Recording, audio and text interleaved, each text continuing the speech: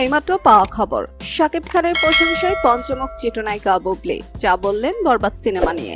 তবে কি শাকিবের সাথে আবারও একসাথে থাকতে চান বুবলি? তাই তো এবার শাকিব খানের বরবাদ সিনেমা দেখতে এসে শাকিবকে নিয়ে অনেক বড় কথা বললেন বুবলি এবং জানালেন খুব তাড়াতাড়ি শাকিবের সাথে আবারও সিনেমাতে অভিনয় করবেন তিনি।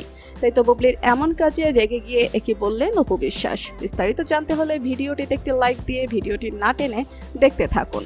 ইতিমধ্যে শাকিব খানের ঈদে মুক্তিপ্রাপ্ত বরবাদ সিনেমাটির প্রশংসা করেছেন সবার কাছে। ঠিক এমন সময় বরবাদ সিনেমা দেখতে সিনেমা হলে হাজির হন চিত্রনায়িকা বুবলি। সাথে সাথে বুবলির এমন কাজটি চারদিকে ছড়িয়ে পড়ে এবং ঠিক তারপরে বুবলির বরবাদ সিনেমা প্রসঙ্গে সংবাদ মাধ্যমে কথা বলার সময় সুপারস্টার শাকিব খানের বরবাদের প্রশংসায় পঞ্চমুখ হয়েছেন। যদিও এবার ঈদে প্রেক্ষাগৃহে মুক্তি পেয়েছে বুবলি অভিনীত সিনেমা জঙ্গলি, এটাও দর্শক প্রশংসায় ভাসিয়েছেন। তবে বরবাদ প্রসঙ্গে বুবলি বলেন, বরবাদ একটি ঝড়ের নাম যেটি আসলে অনেক জোরে শুরু হয়ে গেছে। সবাই কিন্তু এই ঝড়ের পূর্বাভাস অনেক আগেই পেয়েছিল। সো সেখান থেকে বরবাদ কিন্তু বরবাদের গতিতেই যাচ্ছে, একদম মারমার কাটকাট অবস্থা।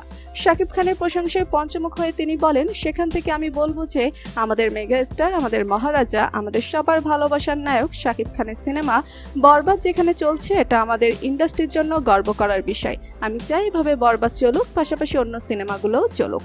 ঠিক তারপরে নায়িকা বুবলির এমন কথাতে চিত্রনায়িকা অপু বিশ্বাস বলেন, শাকিবকে কাছে পাওয়ার জন্য বুবলি এমন নাটক করছে বলে অভিযোগ তুলেছেন অপু বিশ্বাস।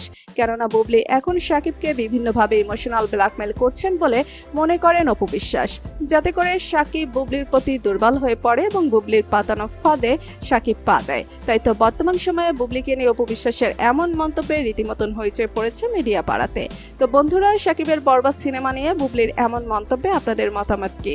তবে কি বুবলি শাকিবকে কাছে পাওয়ার জন্য এমন কাজ করছেন? বুবলি এ বিষয় নিয়ে আপনাদের মতামত কমেন্টস করে অবশ্যই জানাবেন আমাদেরকে। ভিডিওটি ভালো লাগলে লাইক, কমেন্ট ও শেয়ার করতে ভুলবেন না। আর আমাদের চ্যানেলটি ও ফেসবুক পেজটি ফলো করে আমাদের সাথেই থাকুন। ধন্যবাদ সবাইকে।